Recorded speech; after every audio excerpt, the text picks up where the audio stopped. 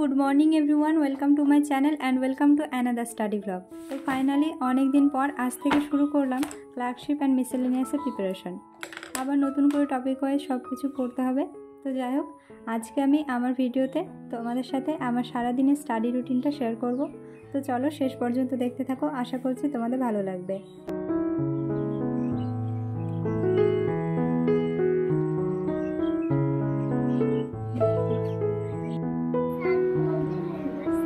বল,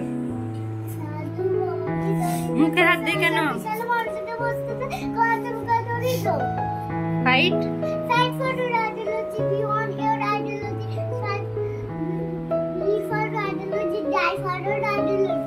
আমায়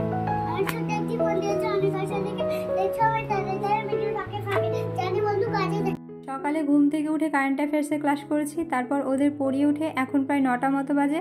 তো এখন আমি আমার টু ডু লিস্টটা করে নিলাম। আর আজ যেহেতু আমার বিকেলবেলায় আবার পড়ানো আছে, তো সেই জন্য আজ বেশি সাবজেক্ট রাখিনি। তো হিস্ট্রি, জিকের একটা ক্লাস করব, ম্যাথ আর ইংলিশ। ভেবেছিলাম হিস্ট্রিটা সকালে পড়বো, বাট পড়িয়ে উঠে ভাত খেলাম, তারপর বাড়ি কিছু কাজ ছিল, তো সেগুলো করতে গিয়ে আর হলো না। আর এখন আমি ক্লাস করছিলাম জিকে এক্সপ্রেস। তো জিকে এক্সপ্রেস ক্লাস করছিলাম, আর তার মধ্যে ভারতের জাতীয় কংগ্রেসের বেশ কয়েকটা কোয়েশ্চেন ছিল। তো জিকে ক্লাসটা কমপ্লিট করে আমি শুরু করেছিলাম ভারতের জাতীয় কংগ্রেসের উপরে একটা ক্লাস। তো আলামিন স্যার ভারতের জাতীয় কংগ্রেসের উপরে একটা খুব সুন্দর ক্লাস করিয়ে রেখেছে ইউটিউবে, তো ওখান থেকে দেখছিলাম। আর আমার তো বেশ ভালো লেগেছে। তোমরা যদি চাও তাহলে ওখান থেকে একবার ক্লাসটা করে নিতে পারো, রিভিশন হয়ে যাবে। আর তোমরা আমাকে কমেন্টে জানিও ভারতীয় জাতীয় কংগ্রেসের প্রথম ভারতীয় মহিলা সভাপতি কে ছিলেন।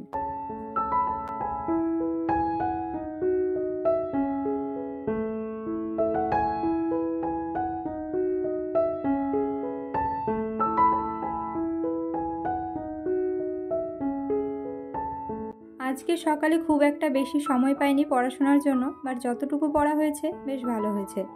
তো এখন প্রায় 1টা মতো বাজে, আমি স্নান সেরে আসলাম। আর বাইরে প্রচুর বৃষ্টি হচ্ছে।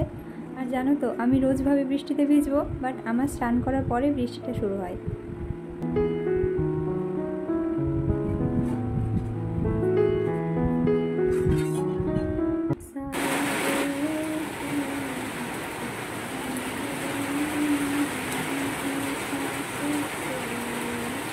তো যাই হোক, অনেক টাইম পাস হলো, এবার চলো পড়তে বসি। এখন আমি শুরু করলাম ম্যাথ, আর এখন প্রায় 2:15-20 বাজে। তো লাস্ট কয়েক সপ্তাহ থেকে ম্যাথ থেকে অনেকটা দূরে ছিলাম, তো এখন চেনা অঙ্কগুলো অচেনা লাগছে। তো যাই হোক, এখন চেষ্টা করব 20টা মতো ম্যাথ সলভ করার। তারপর ছোট একটা যে কোনো সাবজেক্টের ওপর মক টেস্ট দেবো, আর তারপর যাব টিউশন পড়াতে। আজ দুপুর থেকে বেশ ভালো বৃষ্টি হচ্ছে, বাট তাও টিউশন পড়াতে যেতেই হবে, কারণ বেশ কিছুদিন আমার বিএডের এক্সাম চলছিল, তো তার মধ্যে অনেকটাই ছুটি গিয়েছে। আর স্টুডেন্টদেরও এক্সাম আছে সামনে, তো কিছু করার নেই, যেতেই হবে। তো চলো এখন ম্যাথগুলো প্র্যাকটিস করে নিই।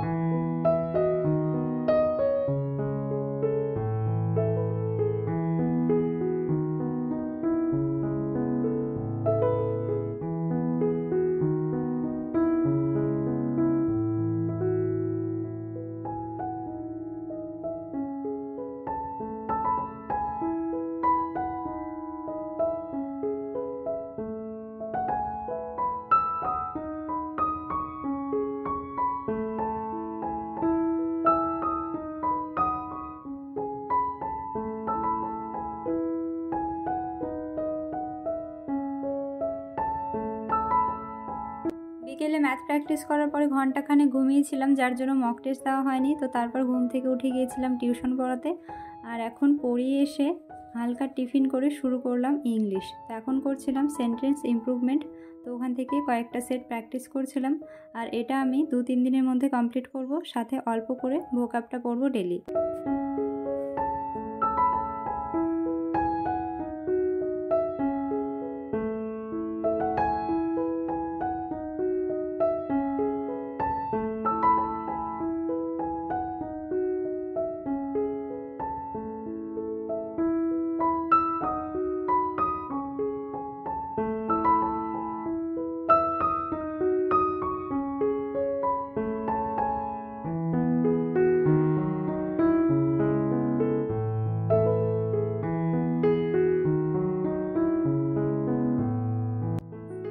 শেষ করে আমি এখন ক্লার্কশিপ প্রিভিয়াস ইয়ারের কোয়েশ্চেনগুলো পড়া শুরু করলাম।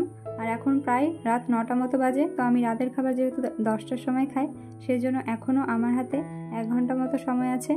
আর আজ একটা মক টেস্ট দেওয়ার প্ল্যান আছে ক্লার্কশিপে, তো দেখা যাক কি হয়।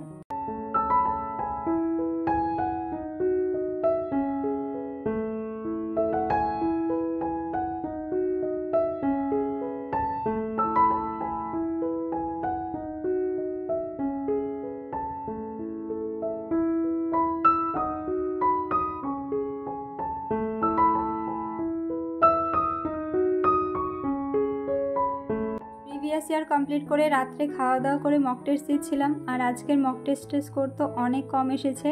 অ্যাটেম্প্ট করেছিলাম 74, তার মধ্যে correct 54 and incorrect 20 and my final score is 49 out of 100।